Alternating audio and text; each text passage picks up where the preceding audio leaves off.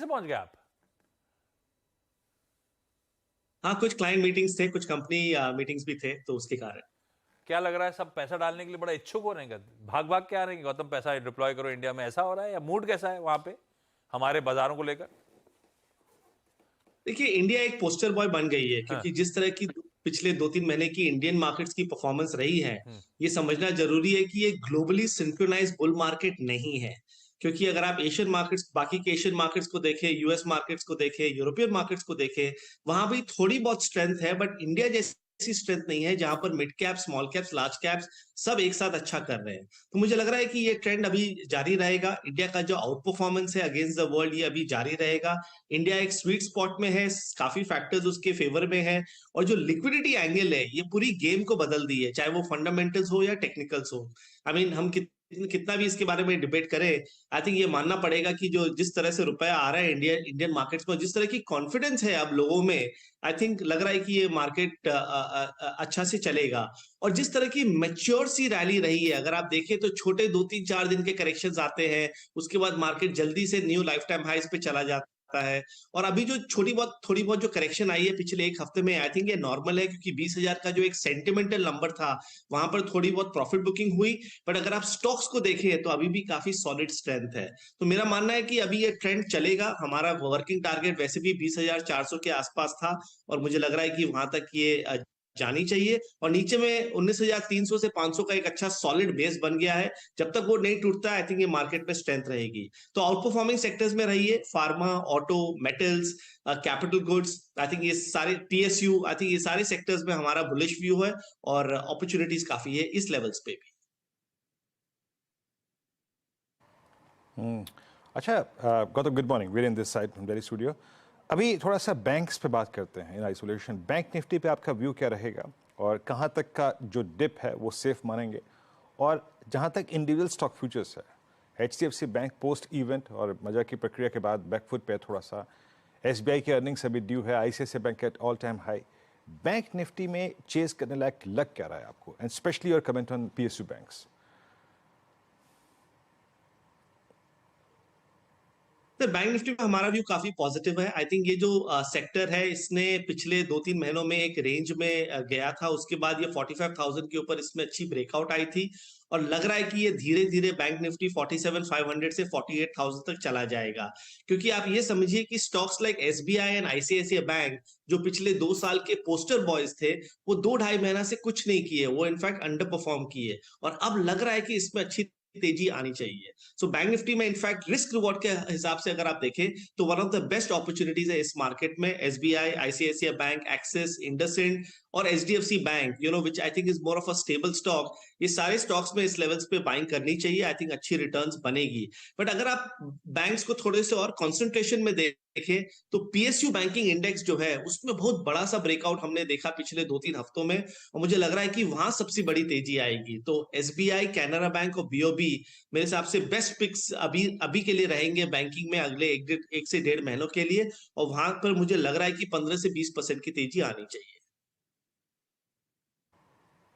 Exactly अगर आप देखें जो गौतम जी ने बात आखिरी में कही वो महत्वपूर्ण भी है, और याद रखिएगा अभी SBI के नंबर्स भी ड्यू हैं, तो PSU बैंकिंग बास्केट सबसे स्ट्रॉन्ग स्टेबल है। अच्छा, इसी शब्द को थोड़ा सा मैं और ब्रॉड करूं Gautam ji, PSUs not exactly with in Nifty bank, आप REC, PFC, NTPC, power grid सबको देखिए। आई मीन सब में बहुत अच्छी खासी स्ट्रेंथ है, मल्टी ईयर ब्रेकआउट्स, डेकेड्स के ब्रेकआउट विजिबल हैं। क्या ये ओवरबॉट ट्रेजेक्टरी में चले गए हैं PSU बास्केट में? और क्या क्या छक रहा है आपको इस वक्त जो चीज करने लायक है? देखिए, एक स्ट्रॉन्ग बुल मार्केट में overbought is a very relative term. क्योंकि मैंने 2003-2007 का बुल मार्केट देखा है, मुझे याद है 2007 में मार्केट ओवरबॉट था, पर फिर भी वो 6 महीना तक चलता ही गया, चलता ही गया, चलता ही गया, क्योंकि सपोर्ट लेवल्स कभी ब्रेक ही नहीं हुए। और उसी तरह का ये बाजार रहा है पिछले 2 से 3 महीनों में, और मुझे लग रहा है कि ये चलेगा, क्योंकि लिक्विडिटी की सपोर्ट और पार्टिसिपेशन और मोमेंटम इतना स्ट्रांग है। तो मेरा तो मानना है कि इसमें अभी भी स्ट्रेंथ जारी रहेगी। मिड कैप्स और स्मॉल कैप्स में अच्छी अपॉर्चुनिटी है, और ये सारे सेक्टर्स और स्टॉक्स जो मैंने कहा उसमें बने रहने चाहिए, और डाउनसाइड इसमें कुछ ज्यादा लगता नहीं है।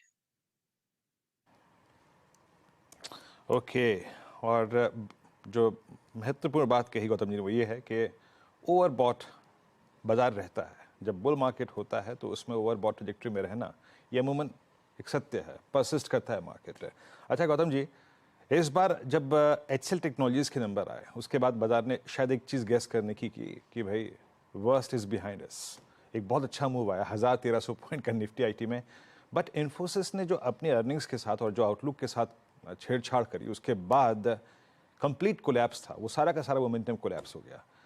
अमूमन इन्फोसिस जब ऐसा करता है अपनी अर्निंग्स के साथ, हिस्टोरिकली आपने क्या देखा है, क्या रीड किया है, उसके बाद जो लो क्रिएट होता है वो कितना मीनिंगफुल लो होता है, पूरा स्पेस उसके बाद क्या करता है, आपका कन्विक्शन कैसे कह रहा है इस मतलब IT में क्या बन रहा है इस वक्त? देखिए, हम तो पॉजिटिव है, बट इन्फोसिस का जब रिजल्ट्स आया उसके बाद थोड़ी बहुत सीन शॉर्ट टर्म के हिसाब से चेंज हो गई है। बट अगर आप पिछले 4 से 5 महीनों का अगर आप एक्शन देखें तो आईटी इंडेक्स एक बेसिकली एक रेंज में रहा है, क्योंकि ऊपर में 31,400 का रेजिस्टेंस रहा है और नीचे में 28,000 का काफी अच्छा सपोर्ट रहा है। और आई थिंक ये जो पिछले 4-6 महीनों में हुआ है ये एक टाइम करेक्शन है।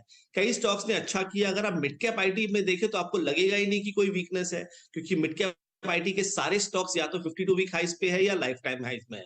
प्रॉब्लम है सिर्फ जो टॉप 4-5 स्टॉक्स है, I think they have become so big, they have become so heavy कि इस लेवल्स पे वहां पर डिसअपॉइंटमेंट बहुत जल्दी से लोगों को हो जाता है अगर रिजल्ट्स अच्छे नहीं रहते हैं। बट इसमें भी अगर आप देखें तो टीसीएस हमें काफी अच्छा लगता है, टेक महिंद्रा हमें अच्छा लगता है, विप्रो हमें अच्छा लगता है। HCL टेक और इन्फोसिस रिजल्ट्स के बाद थोड़ा सा ठंडा हो गया तो उसको एक बार के लिए अवॉइड कीजिए। बट बाकी जो 3 स्टॉक्स मैंने कहे, अगर आपका 6 से 12 महीने का व्यू है तब उसमें बने रहिए। बट अगर आपका शॉर्ट टर्म व्यू है, अगर आप इस मार्केट को अग्रेसिवली शॉर्ट टर्म में पार्टिसिपेट करना चाहते हैं तो आपको आईटी में मोमेंटम नहीं मिलेगी। उसके लिए आपको मेटल्स में जाना पड़ेगा, उसके लिए आपको फार्मा में जाना पड़ेगा, और mid caps small caps in general as a basket, auto ancillary हुआ, सीमेंट हुआ, शुगर हुआ, फर्टिलाइजर हुआ, इंडस्ट्रियल्स हुआ, ये सारे पॉकेट्स में अगर आप रहेंगे तो बेटर अपॉर्चुनिटीज है। एग्जैक्टली तो आपने थीम्स को समझा कि IT को कैसे प्ले करना है। अच्छा अभी गौतम जी आपने टिप्पणी करते करते जो मेटल्स का जिक्र किया, वाकई मेटल्स इस बार स्ट्रॉन्ग भी रहे और चैलेंजिंग भी रहे, क्योंकि अमूमन हम अपने दिमाग में अपने जहन में ये बात बिठा के बैठे होते हैं कि ये सिक्लिकल है, एक टॉप बन गया एक बॉटम बनेगा, उसके बाद फिर एक टॉप बनेगा फिर बॉटम बनेगा। बट इस बार सिचुएशन बिल्कुल डिफरेंट थी, एक छोटा सा मिनी कोलैप्स था लेकिन उसके बाद फिर ऑल टाइम हाई ट्रैजेक्टरी हो गया। JSW steel, JSPL at all time high.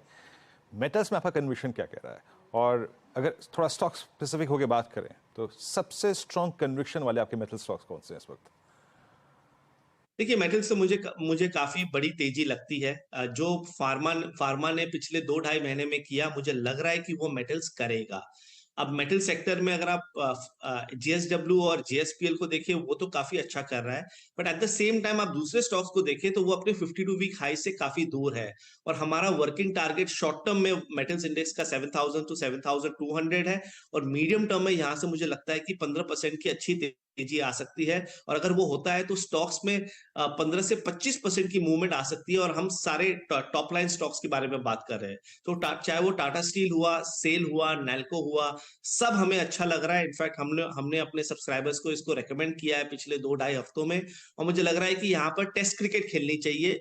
You don't need to really get out too often, buy and hold. अभी ये जो मंत्रा है ये अभी इस मार्केट में काफी अच्छा काम कर रहा है, और ये सब स्टॉक्स जो मैंने कहा ये सब में अच्छी तेजी आनी चाहिए। और देखिए, 19,700 के इंडेक्स में रिस्क रिवॉर्ड हर सेक्टर या हर स्टॉक में उतना अच्छा है नहीं। पर अगर आप मेटल्स को देखें, टाटा स्टील जैसे स्टॉक को देखें, सेल जैसे स्टॉक को देखें, डाउनसाइड नहीं है, अपसाइड चाहे कितना भी हो, you know that your risk is contained. So इसीलिए metals is one of our best picks इस मार्केट में, और यहां पर खरीदारी करनी चाहिए। ओके गौतम जी, बहुत बहुत शुक्रिया आप इस कार्यक्रम में शामिल हुए, और मेरे और आशीष की तरफ से शुभकामनाएं आपको।